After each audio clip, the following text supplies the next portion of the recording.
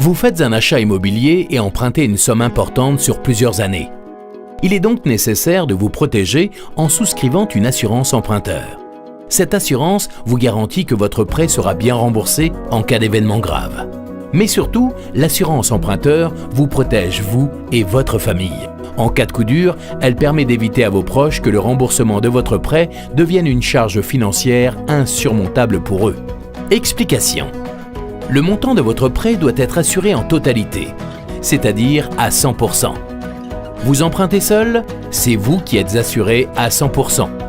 Si vous empruntez à deux, le prêt doit être également sécurisé à 100% au minimum. Et pour une protection optimale, il est recommandé que chaque emprunteur se couvre à 100%. Ce taux de couverture est aussi appelé quotité. Concrètement, c'est la part que prendra en charge l'assureur si l'un des emprunteurs n'est plus en capacité de rembourser le prêt.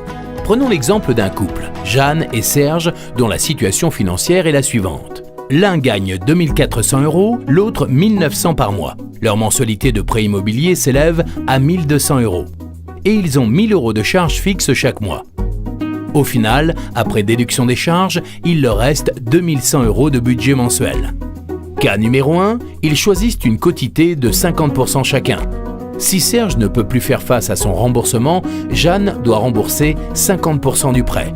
Les charges fixes ne diminuent pas et sont intégralement supportées par Jeanne. Le budget de la famille est ainsi fortement diminué. Cas numéro 2, ils choisissent une quotité de 100% chacun.